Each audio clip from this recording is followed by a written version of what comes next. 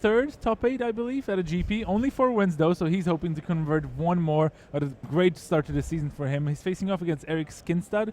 What kind of matchup is that, Frank? Well, Martin is on red-green dragons, which if Hangerback Abzan wouldn't be the breakout deck of the tournament, well, it would be that particular deck. And Eric Skinstad is on green-white Megamorph, so essentially Kibler's deck still lingering around. Yeah, it still seems very solid. All right, then we have the blood battle between Fabrizio and Terry and Daniel Fior. They've known each other since they were 10 years old, and they've made the top 8 of 3 GPs together. Like, they were both in the top 8 3 times already. Oh, this is the 3rd time, and so they're gonna have to face against one another. They're both playing the Abzan Hangerback deck, basically the same 75, as they traded information before this tournament, and it proved very successful for both. And then our last match, and the one we're going to start at, is the gold level for Marco Cammilluzzi of Italy facing off against Bill Chronopoulos, and that's Abzan Hangerback against Jeskai. Yep. That's a new one. Well, Jeskai has always been around, especially with the introduction of Jace in Magic Origins. It's one of the best decks to utilize Jace, but it didn't do all as well at the Pro Tour. It has been doing reasonably here at the GP, and now, well, a top 8. But it remains to be seen whether or not all of these Mantis riders can beat all the Siege Rhinos in the top 8, because 20 Siege Rhinos in the top 8, it's a lot. I would actually challenge that, because I strictly remember some players doing really well with Jeskai at the Pro Tour, because it took some people by surprise. I know Mark Tobias, top 16, Fabian Dickmann won X5, were mainly positive Jeskai record, and there were also some Valentin Makalos playing for top 8, also playing Jeskai. So I think it wasn't a surprise, but people were like, yeah, well, it's a solid all-around deck. It can do a lot of things. It can win, but I mean, there weren't that many, and Bill Chronopoulos was playing it very solidly. I quite like his version. So let's see what he's up to, and head on to the feature match area where we will follow the top 8 of Grand Prix London 2015.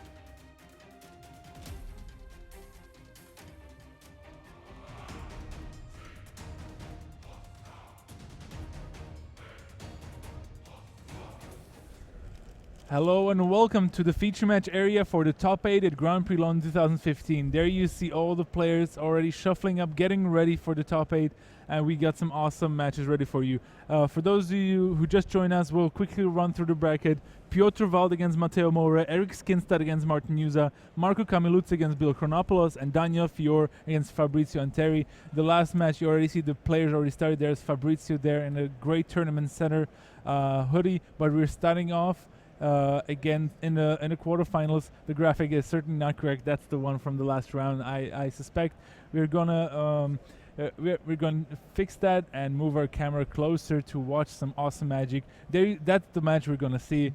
It's Bill Chronopoulos against Marco Cammilluzzi. There you see Marco in his hoodie and the green shirt of Bill Chronopoulos. Just to recap these players, Marco Cammilluzzi has Pro Tour top 8 and Dragons of Tarkir, and he also hit the gold level status thanks to that. He got some points through the season. He did really well. Definitely one of the most known players on the Italian pro scene. Indeed, he was even close to hitting platinum on the previous season if he had done better at the very last Pro Tour. Indeed. But nevertheless, an excellent performance by him, and he has been around for several years, always doing well at the Grand Prix. This is also not his first GP top 8. He's been here many times before, so probably the more experienced player in this particular matchup. Yeah, Marco Cammilluzzi already has 3 GP top 8s. This is his 4th, so certainly no slouch. And I mean, Bill Chronopoulos, though, most of you might not know him, but he actually got already some decent results on his board. He did well at the World Magic Cup last year as a member of the Greek team that made a deep run even on the Sunday competition. Didn't end up winning the event, but still put Greek Magic back on the map. And now he is here with indeed a top 8 at the GP. At GP Hangerback Walker, as some people have been calling it. Yep. Also, partly I would also say GP Tragic Arrogance. It's a card we've seen a lot this weekend, and even the Jeskai decks have adopted it. It works pretty well. We can flash it back with Jace. Lots of different things you can do, but in general, this has been GP dominated by Hangerback Walker. But even though people have adapted, we've seen a lot more Magma Sprays. We've seen much Revoke Existence is a card that was a completely new innovation this weekend. So people came prepared. It's still a great card, though.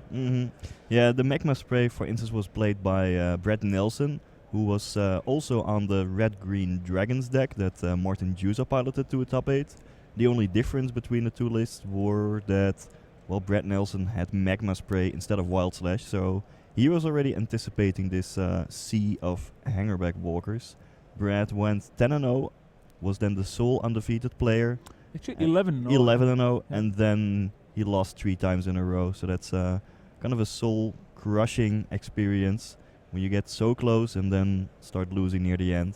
Yeah. But nevertheless, a good performance by him, all in all considered. Yep. When it comes to the Hangerback Abzan deck, this weekend is not the first weekend to see it. Chad Castle actually made top 8 at a Star City Games Premier IQ last weekend with that deck. So it is not completely new, but it is new that we see so much of it.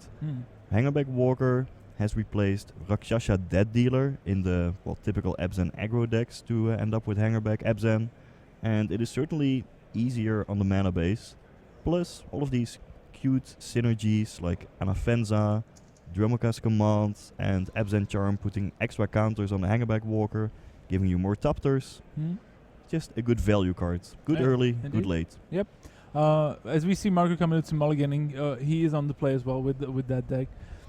It's like one thing I want to point out in a way that the Abzan deck is really good at switching gears. That it can both be playing very defensively with the hanging-back walkers with removal, but it is so explosive once it starts attacking because something like Anafenza hits for a lot of damage, putting the counter on it. It piles up surprisingly fast. And I think that's the main advantage of the deck. Yeah, not to mention Siege Rhino. Yeah. I mean, whenever you are in a damage race, Siege Rhino will typically come out ahead, even against the Mantis Riders in Bill Chronopoulos' deck. Yeah. I think in this matchup, Bill is actually going to try to take the control route, at least when he's on the draw, then for sure, because it is quite difficult to raise the deck with Siege Rhino, as well as 2 copies of Wingmate Rock, another card that could be important in this matchup in Marco Cammilluzzi's deck. But Bill has 3 copies of Ojutai's Command, which he can use to counter, say, a Siege Rhino or Wingmate Rock, get back maybe a Soulfire Grandmaster from the graveyard that he put there with Jace. So I think if the game goes long with these Ojutai's commands, as well as Dig Through Time and some of the other late game cards, I think Bill is slightly favored. Not all that much, but if he can answer Marco's early threats, then I think Bill may have the advantage. But if Marco has a fast start backed up with some removal spells and starts attacking, then Marco will have the edge. Yeah, Marco was thinking about that one. He started off with Sandstep Citadel and Bill Chronopoulos off the races with a Temple of Triumph. We know he has Jace in his hand, he has Mantis Rider, so a lot of the good cards that you already need. But let's see if Marco can do the trademark. He can turn to Hangerback Walker. There he is. Whoa, there he is. Again, we'll see a lot of this card left in top 8 because there's 4 Abzan Hangerback decks in top 8. Yeah, at this point it doesn't really look like much. It's turn 2, you play a 1-1. Like, what is this? This would be unplayable and limited even. But it can get out of hand quickly. And Bill does not have something like Anafenza or Abzan Charm in order to exile it. The best he can do is, well, eventually... He has 1 copy of Jeskai Charm. That could be a good answer, but only 1 copy. Otherwise, eventually he will just have to, block it or kill it with a burn spell. And then Marco will get a bunch of Tapter tokens for his trouble. Exactly. So here's a Jace for Bill Chronopoulos. So can start getting rid of some excess lands if he has too many. He has plenty. Now Marco with a tapped land there. Does he have a Dromoka's Command? He could actually try to already get ahead on the board with Dromoka's Command killing the Jace. It looks like it doesn't have it. Pumps it right away. Doesn't want to wait for removal. Yeah, good play there. Although it could be a bit dangerous if Bill has Goblin Rebel Master, because if Bill plays that card, gets a Goblin, then Marco doesn't have a blocker for the 1/1 token. But otherwise, if Bill has, for instance, Lightning Strike or Wild Slash in hand, then pumping on your own turn is better, because then you are guaranteed to get the extra Tapter token when it dies. Otherwise, you get into a situation where you pass the turn with Hangerback Walker, and then, well, the opponent passes the turn. At the end of turn, you try to put a counter on it, and then in response, it gets burned down. So no Goblin Rebel Master for Chronopoulos there, but he does have a Mantis Rider. Yeah, gets on the board quickly, swinging for 3, and let's see what Marco Cammilluzzi there has. I think I saw a Siege Rhino. Not much else going on, and growing your Hangerback is nice, but it actually slows your development, and that's why Hangerback Walker is pretty good on when you're being defensive and you're not trying to curve out. It's pretty miserable when you need to attack in a particular matchup. Yeah, Cammilluzzi is probably planning to play Siege Rhino this turn. He might try to go for an attack beforehand, bluffing Abzan Charm, because if you attack a 2/2 Hangerback Walker into a 3/3 Mantis Rider, Chronopoulos will have to expect Abzan Charm as, well, the reason for that attack. There's an attack. Yeah, I don't think Cammilluzzi actually has Abzan Charm, so I believe this is a bluff. Will Chronopoulos call it? It looks like he's already writing down the life totals. Nice, the thinking about it. Or this might also be Marco selling it a bit further. Hey, Marco could also have the Dromoka's command, like by pumping the Hangerback and fighting the Jace. He would get rid of the Mantis Rider and the Jace and still have 3 Topters sitting around. But he goes for the Siege Rhino, the bane of Jeskai players. Yeah, has been for almost a year. I can easily see the no block by Chronopoulos there, because 2 copies of Abzan Charm and 3 copies of Dromoka's command make blocking quite dangerous. But on the other hand, if Cammilluzzi doesn't have anything, it always feels so good to call a bluff attack, you know. Exactly. Just for the psychological advantage. Yeah, people should never bluff me. I always call. You do? Yeah. That's also good to know. So Bill Chronopoulos has a lot of options. He drew a Soulfire Grandmaster and a Valorous stand, so a lot of cards. Nice to say. He discards a second J, so already up to 3 cards in the library. And he has to think on what he wants to do here. Mantis Rider is still going to be a strong presence, but Siege Rhino's body is just so good for the mana. It is better in a damage race. That 6-point life swing when it comes down is always so huge.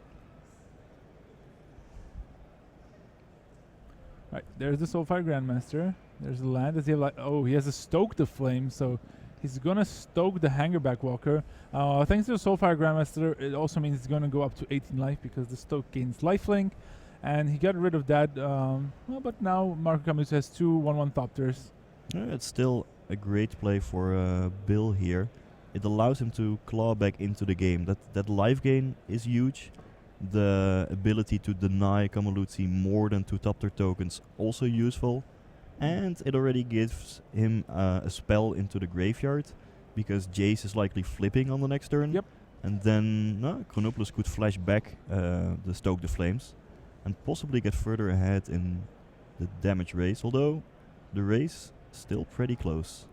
Yeah, there are the 2 Thopters for Marco Cammilluzzi. He does have the Dromoka's command in his hand. Did not have the untapped mana to prevent the damage from it, but I'm sure he will put it to good use very soon. Yeah, that's also why Chronopoulos played the Stoke the Flames on his own turn. Exactly. He doesn't, well, in the first place, he doesn't want to give Cammilluzzi the option of tapping Hangerback Walker in response, but certainly not a Dromoka's command preventing the damage. Remember, all the creatures are tapped because Bill Chronopoulos actually used Convoke ability on Stoke the Flames. That's why the Mantis Rider is tapped, even though it attacked with Vigilance. That's the good thing about the card, and a nice small synergy that gets going here. Marco Cammilluzzi also has the Dromoka's command, and he signaled he had it the turn he attacked with the Hangerback Walker into the Mantis Rider. So that's also another reason why Bill played the Stoke on his turn. Yep, of course. He's expecting this card for sure. Cammilluzzi not attacking with the Thopter tokens, even though he could.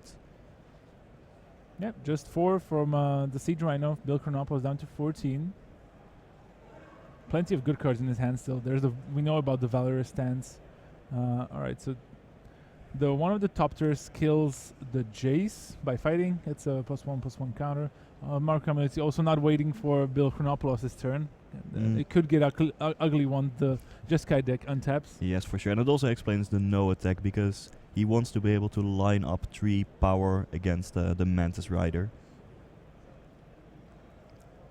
Yeah, So if Chronopoulos would have had the opportunity to transform Jace, he might have even been able to set up some excellent loops with Soulfire Grandmaster, and then get even further ahead with some burn spells. So that's a huge Dromoka's command here. So there's a Mystic Monastery, and passing of the turn, Bill Chronopoulos leaving up mana for Ojutai's command, and Marco Cammilluzzi not only has to play around, but actually he has just a bunch of lands in his hand, so he's playing around it without actually knowing about it. So there's a double block. Okay. So with Bill Chronopoulos having Valor stance, he's actually not scared of something bad happening here. Yeah, if Cammilluzzi plays a removal spell, hoping to go for the 2-for-1 trade, then Chronopoulos can just Valorous Stance the Siege Rhino, so no big danger there. And now Chronopoulos probably knows that nothing scary is coming up. Ooh, and Jace is coming back. Jace is coming back, so returns Jace, draws a card off the Ojutai's command, and that will start flipping, and he can rebuy that Ojutai's command again. So Bill Chronopoulos getting into the comfort zone with his Jeskai deck. This is exactly how the deck is designed. Get some advantage with Jace, and it filters through some lands, and then start casting the powerful stuff from the graveyard. And now he's by being able to flip the Jace, he can also negate the 2/2 top 3 token, start swinging with the Soulfire Grandmaster, and still leave up a lot of good cards in his hand still. Yeah, Chronopoulos slowly but steadily taking control of the game. And as I mentioned, if we go to the late game, then Chronopoulos will have the small edge. And Cammilluzzi, well, he had a reasonably fast start with a Hangerback Walker and a Siege Rhino, but Chronopoulos found the answers and is now slowly but steadily taking an extra card here with the Ojutai's command, now a free card, maybe with the Jace. No, he doesn't minus it. No need to flashback that Stoke the Flames. Might as well take up the Jace here. And also, if Cammilluzzi would play, say, a Siege Rhino on the next turn, then Chronopoulos has Valorous Stance in combination with enough mana to activate Soulfire Grandmaster as well. Yeah. Also, Marco Cammilluzzi just drew a Dromoka's command, which is, even though he has a top tier with a +1/+1 counter on his turn, it's just a 0/2. So we'll see if Bill Chronopoulos will give him a chance. We see a Wild Slash, so that Dromoka's command looks like it will not do much this game. Oh, so it looks like end of turn. Wild Slash the token. This is actually, I don't like this play. Because or even if it's during Marco's turn, it's actually fine, because the top tier is a 0/2. Right. Yeah, the worst that Marco can do is pump his other top tier token and then fight with the Soulfire Grandmaster. But then, well, the Wild Slash will still kill the currently 2/2 top tier token. He can prevent the damage as well. But it looks like, Marco forgot that the top tier is a 0/2, I think. I think so too. It looked like he pointed at, okay, put a counter on here and fight with the Soulfire Grandmaster. Yeah, but so the Wild Slash came back into his hand, so Bill Chronopoulos is also gaining 2 more life. I don't think there was a way Marco was getting ahead there. No, he didn't really have a good play with Dromoka's command there. Could have prevented and put a counter on it. But then he loses the other one if Bill wants it to. Wild Slash is now in the graveyard because Bill recast it again after that Dromoka's command. Gets to scry here. Does not want it, but it's gonna tick up, make that one smaller. Swing again, put Marco down to 9 and himself at 25. It looks like, and with the Stoken Flames in the graveyard, actually, Bill Chronopoulos actually has a pretty fast clock on the board already. He does. It doesn't really work with Soulfire Grandmaster. If you flash back a card with Jace, I don't think you can activate the Soulfire Grandmaster and, well, get it back afterwards. No. It will still be exiled. Okay, I think there. It looks like there's a judge ruling about something that about what happened last turn with the Dromoka's command. We unfortunately we don't know from our position which modes were chosen, so we can't really say how that works out. It might be that something that damage was prevented and that Soulfire Grandmaster, like the Valsa should not go into his hand. Well, we'll let the judges figure it out. We'll have a look at if are we getting some information.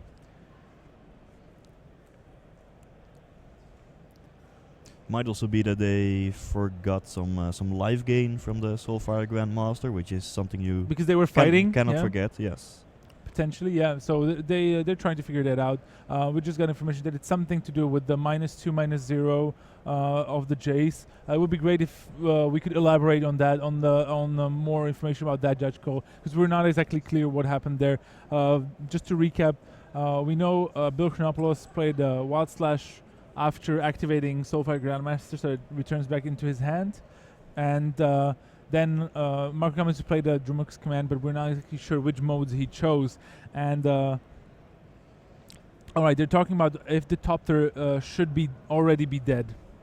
That's my information from Rich Hagon in the feature match area, which doesn't make much sense. No, the big Topter did indeed die, and the other Topter, well, I don't think that was targeted by any burn spells. Okay, well, I'm getting some more information that the -2, -0 from the Jace means that the that Soulfire wouldn't die, but it's possible that if they fought, there might be some more life gain that should have happened. But they're trying to clear out, and we'll see if what's going to happen there. If we're going to maybe wind all the way back. We'll see, but one way or another in this game, Chronopoulos is still in the lead. He has, well, a Planeswalker in play that can flash back, for instance, Stoke the Flames. Okay. So the information that Rich is sending us now is that apparently Marco thought that the Soulfire Grandmaster would die because there was fighting going on. So we now know that the mode was +1/+1 counter and fight, and it looks like he only just noticed when Bill untapped and wanted to attack. So I assume they're going to clear up the situation there. And judges are already consulting about how to handle the situation, but it seems pretty clear-cut to me that the current board state is correct, and that's exactly what happened. If indeed Jace plussed on the previous turn to turn the 2/2 Topter into an 0/2 Topter for the turn cycle, and Marco Cammilluzzi played Dromoka's command, putting an extra +1/+1 counter on it and fighting with the Soulfire Grandmaster, then yeah, there's only one damage going to the Soulfire Grandmaster. That shouldn't die. And yeah, the Wild Slash, which got back and then was played again, should take out the 1/3 Topter. This actually does work. I think what they're trying to say is that he didn't have to play the Wild Slash again to kill it, because it got 2 damage from the Wild Slash and the fight from the Soulfire Grandmaster. Maybe that's what this is about. Oh, right. Now it makes sense. Yes. Yeah, now it makes sense. Yeah. So basically, Bill Chronopoulos played the Wild Slash again on a Thopter that should have been already dead. Yes. Which makes sense. That is correct. Because at the moment the Wild Slash resolved, the Thopter died instantly. So then there was a Wild Slash in Bill Chronopoulos' hand. He then supposedly played it on a Thopter, but it was not a legal target anymore because it had already died. So that means that Chronopoulos essentially made an illegal play. Not intentionally, of course, because there is a bit of confusion going on. And well, he essentially threw away a Wild Slash for no reason. Yeah, because the way the stack resolved in the end was the fact that the Dromoka's command resolved first, and a 1/3 Thopter fought a 2/2 Soulfire Grandmaster. Then the Wild Slash resolved. Yes. It killed the Thopter, and then the Wild Slash should be in Bill Chronopoulos' hand because he didn't have it. He used it by mistake. So what is happening now is that they're backing up. There was some scrying going on, so their judges actually are handling the deck, and yeah, now it should continue. One of the cards gets put randomly on top. So essentially rewinding the situation is the solution that, the judge, Bram Snapfangers, also a member of the Hall of Fame, is giving here. Yeah, so basically the Wild Slash is in Bill's hand, and now he doesn't have to play it. I mean, he can still decide to kill the Thopter, but he'll probably decide against it. But yeah, certainly there was some miscommunication about what had happened there, and we're also rewinding some of the live totals. So finally we got a resolve. I don't think it's going to change the makeup of the game ultimately.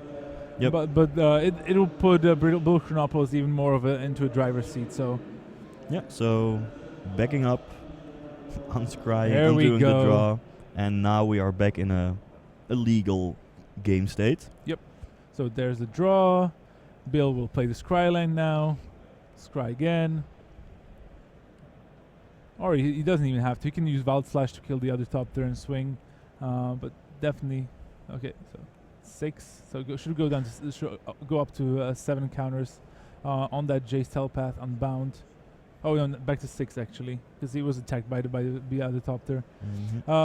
Not that it matters much. Bill plays an untapped land, so now with Wild Slash up and an active Jace, he will be able to also start flashing back the Stoke of Flames. He's in the driver's seat where Valor stands, so.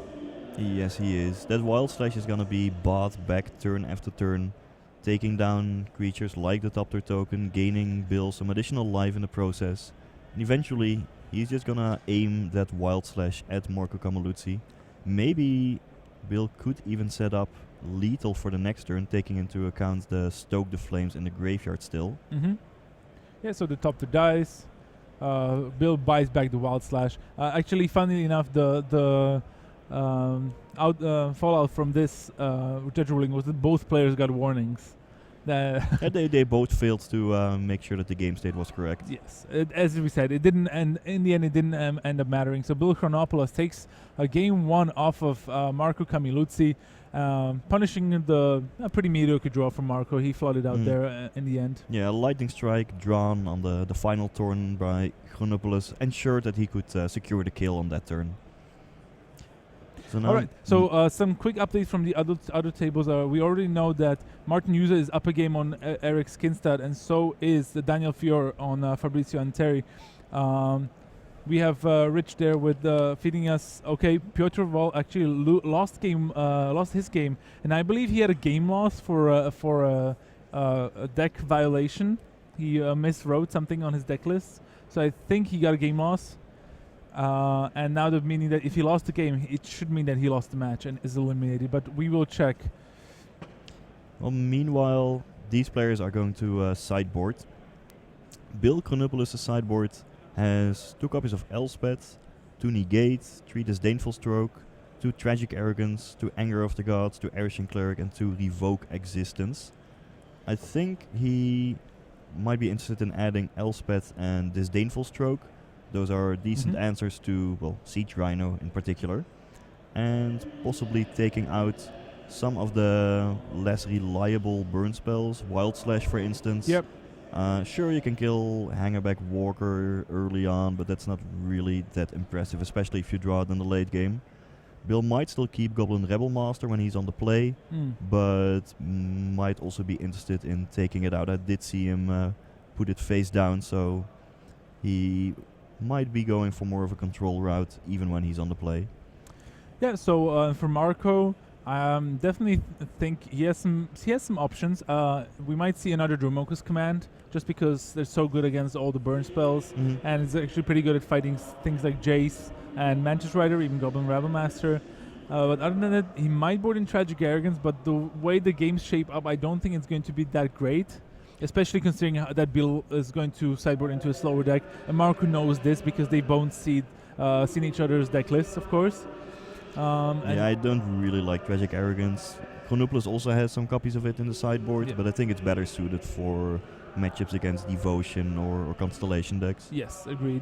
And I don't know. I see Herald of Torment in Marco Cammilluzzi's sideboard. He told me he really liked that card against Abzan, for example, to get out of languish range and just to get a big beefy creature. But I'm not sure if it's going to be that great here in this matchup. It's a little slow to bestow, and it does trade with Mantis Rider. That's one of the good things about it. You can actually hard cast it, but I don't think you want to be dealing damage to yourself in this matchup because it can be pretty grindy. So we might see something like Elspeth if Marco decides he wants to be firmly on the controlling side of things. Well, I'm not sure his deck is all that well set up to play the control route. especially when Chronopoulos is bringing in Disdainful Stroke. Yep. It just feels awkward to bring in a True. 6-mana card when the opponent is bringing in a potential 2-mana answer. Plus, Elspeth doesn't really kill any of Chronopoulos' creatures. Yep. Mantis Rider not affected by it, for instance. Yeah, we just saw there's the Urshing Goblin Rammasters went out, so did Wild Slash, and you can see he's not putting in the Disdainful Stroke. It's one of the points I wanted to say that Alright. actually it's pretty high variance, because in the main deck you only hit Siege Rhinos and the Wingmate Rocks, okay, Sorens too, and you don't know if he's going to bring in Elspeth, so he's maybe worried that he's not going to have enough targets for the Disdainful Strokes. Especially that makes sense. Especially, I mean, Hangerback Walker in the late game, but that's also not all that reliable. Yeah, I could see not bringing in the Disdainful Strokes. You definitely bring him in against Absent Control versions, but maybe not against the Hangerback Absent deck. Yeah. Especially when you're gonna be on the play and just want all of your cards to at least give you the option of going for a fast, aggressive game of, say, Mantis Rider backed up with some removal spells. Yeah, it's funny seeing that actually Jeskai is claws his way back into popularity, but whenever I've seen Bill play, he always boards out the Goblin Rebel Masters, almost like independent of the matchup, which is just pretty funny. Like, they've been on and off in popularity, so we'll see if maybe they're going to be better in the semis if Bill makes it, of course. Yeah, maybe Hangerback Walker is going to be the Goblin Rebel Master of Magic Origins. For sure, yeah. It's being an artifact, it's so versatile. We've seen it in so many decks already, so many card combination. How good is that card in the blue-red Thopters deck? With Shrapnel Blast and Stubborn Denials and whatnot. That is where it first appeared, and of course it kind of makes sense to pair it with a card like Shrapnel Blast. But the same also happened with Goblin Rebel Master when it was released. It was unleashed at the Pro Tour in a Goblin deck, or at least a deck with many small red creatures and a couple of goblins to, well, make the Rebel Master even bigger. And then bit by bit, players started to discover that the card was just fine on its own, and found its way into, well, for instance, this Jeskai deck where it just acts as, well, an army in a can. Hangerback Walker may see a similar fate, where at first, you see it in an artifact-related deck, but then players start discovering, hey, this is just a fine 2-drop, just a fine card by itself. Let's put it in, hey, Green-White or Abzan. And suddenly, well, we are here with a lot of Hangerback Walkers in the main deck. So certainly a card also to keep in mind after the rotation, and in roughly 1.5 months from now, Battle from Zendikar will rotate in, and the entirety of Theros block and M15 will rotate out. Hangerback Walker, still a powerful card to have in the set. Yep. So those of you just joining us, we're in the top 8 at GP Liverpool, London. We were in Liverpool a couple months ago. We're in London, and this is the quarterfinals. And we already have one result where we know that Matteo Maurer defeated Piotr Wald 1-0. Usually that would just mean that it's just he won one game, but unfortunately Piotr Wald had a game loss for deck violation. He miswrote his deck list, so Maurer is on Hangerback Abzan is going to be in the quarterfinals. He's going to play the winner of Yuza against Skinstad, where now it's one game apiece. Skinstad winning game 2 off of Martin Hughes there, who's looking in decent shape in his 23rd GP top 8. He just keeps on finishing in the top 8. It's incredible. And a great start to the season for Martin, of course, locking up 4 points already. And we know he was a little disappointed with only getting gold level status last year after 6-7 years of platinum straight, something like that. Yes. So he definitely wants to get back on the platinum train. Yep. And his deck did quite well. The Red-Green Dragons deck wasn't played by all that many players, but most of them who did performed quite highly in the final standings. Martin Juza, of course, the best performing one. Yeah, many players had called Stormbred Dragon to be the card of the tournament, especially as an answer to the Green-White Megamorph deck that did so well at GP San Diego last weekend. But, well, only one deck with Stormbred Dragon. No, 2 actually. Bill Chronopoulos also has 2 copies. Yeah. Alright, 6 Stormbred Dragons in the top 8. But it's not 20 Siege Rhinos, let me put it that way. Yeah, 4 Absent Hangerback decks and an Absent Control deck all playing Siege Rhinos, so that's 20 Siege Rhinos in top 8. Yep. Well, I'm not surprised, I'll be honest. That card is just bonkers. And yeah, for those of you getting to play next week's WMCQ, World Magic Cup qualifier time again, it's going to be standard, and you better be well prepared for the Abs and Hangerback deck because it was everywhere at the top tables here. Even there were 4 in the top 8 and 1 more in 9th place. Andrei Strasky finishing 9th on tiebreakers. So very unlucky for him for the Platinum Pro, but at least he got the 4 Pro points in the bag. True. So if you are playing next weekend, be sure to bring some ways to exile that Hangerback Walker. Strangely enough, possibly the best ways are in Hangerback Abzan itself, in Anafenza and Abzan Charm. Yeah.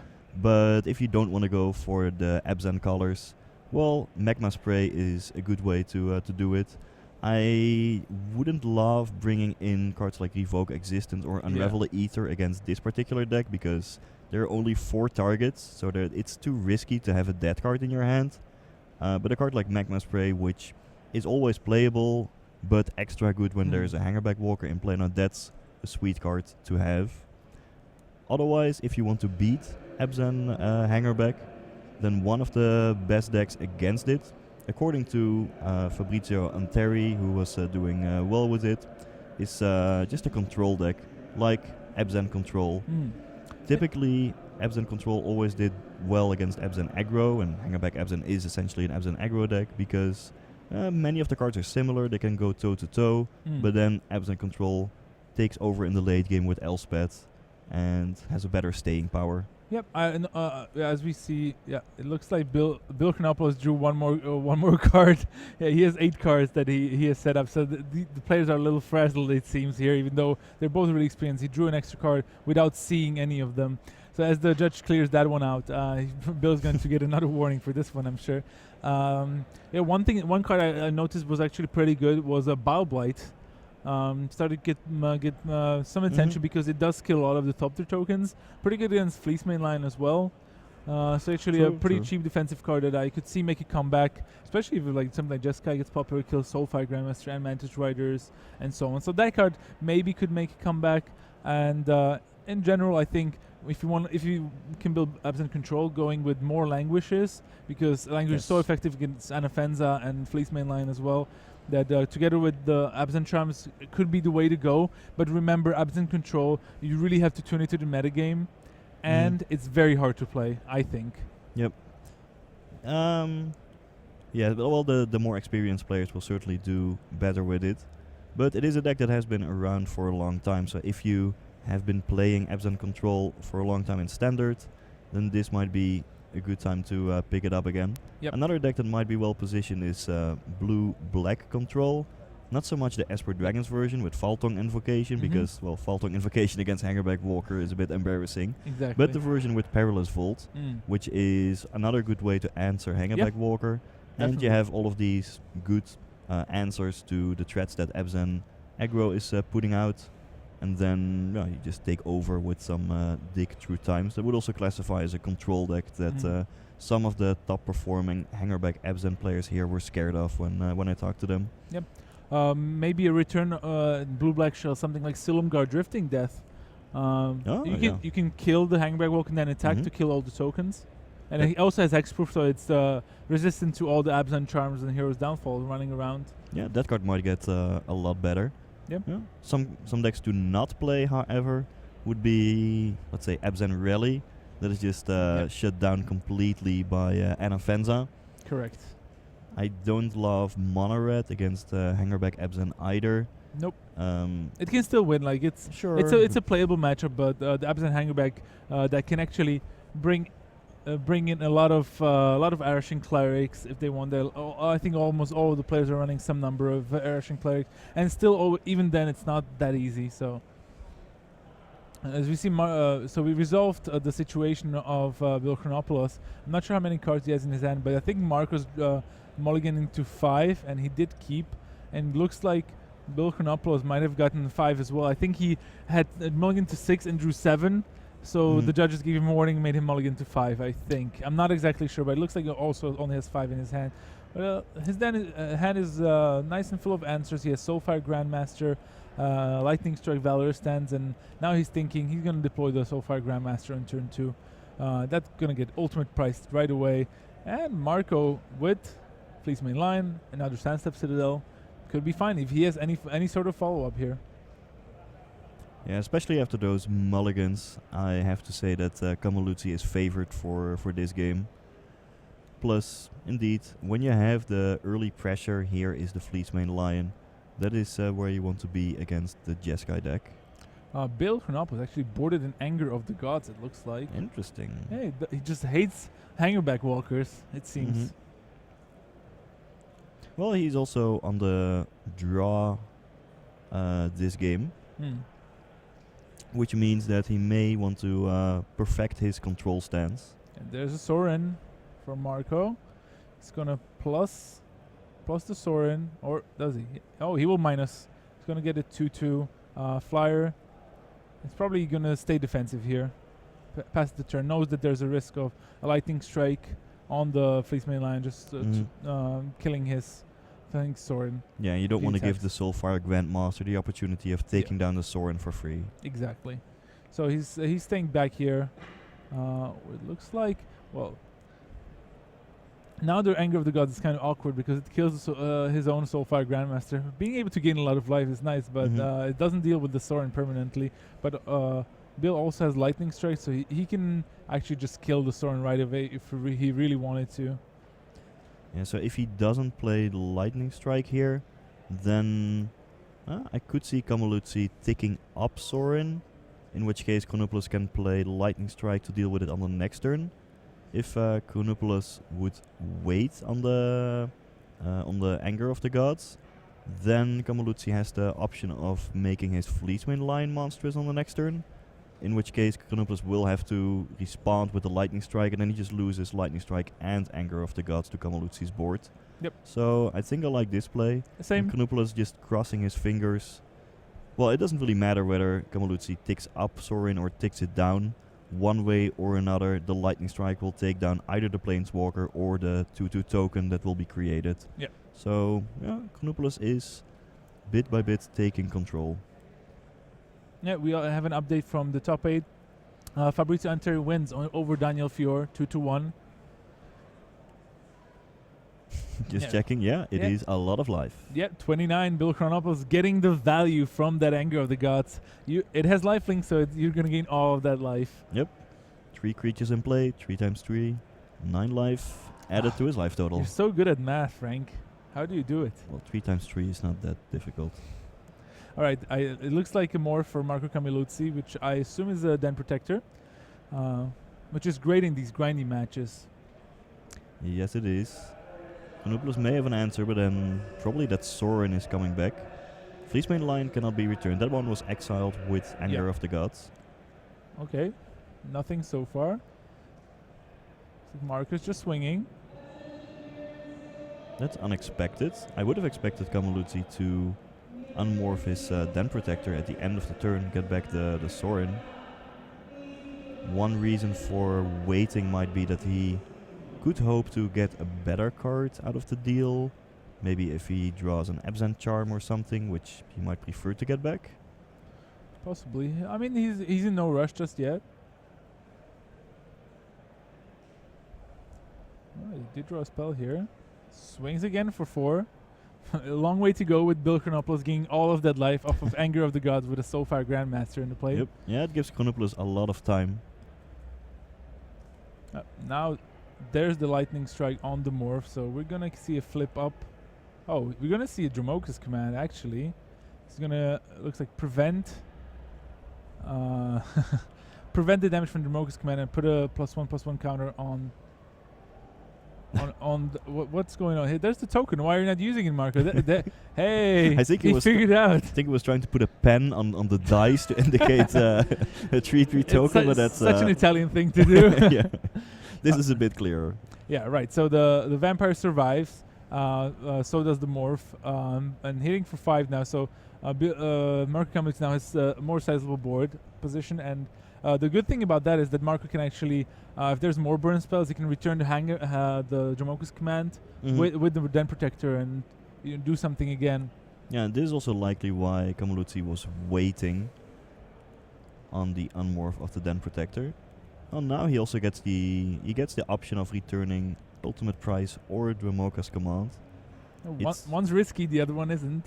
Yes. Put it this way. Yeah, he has to wonder, okay, what can Chronopoulos have? If he would have had a Lightning Strike, another one, would he have played it on the previous turn already? Because the Jace was almost certainly drawn. So should I go for the risky play of getting back Dramoka's Command? It's tempting, but there's still a chance that Chronopoulos could have an instant speed burn spell to take down the creature that Dramoka's Command aims to fight with the Jace. Are we going for the greedy but risky play? Or are we going for the safe play of just getting back Ultimate Price? The ultimate Magic decision always. Yep. You go for the safe play or go for the greedy play. So it looks like Marco wants to go for the safe play in Ultimate Price, and he kills the Jace at the end of the turn. That's going to get Valorous Stance. So, but Bill is down to 1 card. But Marco has nothing, and we know that Jace can flip. Marco draws a Windswept Heath, swings in for 6. At least he has damage on the board. Bill down to 14. But we know that Bill can actually flip the Jace and flashback Anger of the Gods, which is a huge play. Absolutely. So Marco Cammilluzzi does not have anything here. So he's going to draw here. He will flip the Jace because he already has 4 cards in the graveyard. Yeah, I think we can call this Jeskai deck, at least in this matchup with Chronopoulos' post-Sideboard configuration, Jeskai Control. Yes, definitely. There have not been many early attacking creatures. All of these 1-for-1 answers, and this is the second time a sweeper has been cast this game. Yep. No Dramoka's Command for Marco there. Draws an Abzan Charm a little too late, but he can still get out of this. He's going to draw 2, fall down to 17. Something like playing Siege Rhino here would be still quite solid. For sure. There's a Caves of Koilos and a Temple of Malady, so a lot of lands for Marco Cammilluzzi here in his 4th GP top 8. Yeah, and now Jace will tick up, which means that it can flash back another card from the graveyard if need be. For instance, a Valorous Stance in case Cammilluzzi finds a Siege Rhino on top of his deck. And also Bill has already has a Dig Through Time, Ojutai's Command, and Jeskai Charm in his hand, so his hand is stacked. And I would not want to put money on Marco Cammilluzzi winning this game. No, he's flooding out a bit. Or a lot. Yeah. So he's going to return to Soulfire Grandmaster with Ojutai's Command, draw and a card as well. He also drew into a Mantis Rider, so he can start putting the hurt on Marco Cammilluzzi here. Actually, he could actually finish off the game in very quick fashion. Again, with the Jace and the Burn spell, something like Jeskai Charm actually can do a lot. So there's the Mantis Rider. Looks like Bill Chronopoulos will swing in for 5 here. So you know which card Cammilluzzi would love to draw on the next turn? Hangerback Walker. Possibly, yeah. 4 for Hangerback Walker. If it dies, you get a bunch of tokens. I don't think that's going to help at all. Marco Cammilluzzi is down to 12 here. He also has Jeskai Charm in hand, Yes, which would exactly. be the perfect answer to such a Hangerback Walker. You can even flash it back for a turn with the Jace. No, he just even goes for the 4 damage with Jeskai Charm, and that will do it. There's the handshake, and even though you don't know, this was our last match in the quarterfinals. We're already done. We know that Matteo Mora defeated Piotr Wald 2-0. Eric Skinstad defeated Martin Yuza. So just the 23rd GP top favorite Martin Yuza, he's not able to convert again. It must be really frustrating for him. In a way, losing what he thought was a favorable matchup. He was on the Red-Green Mega Dragons,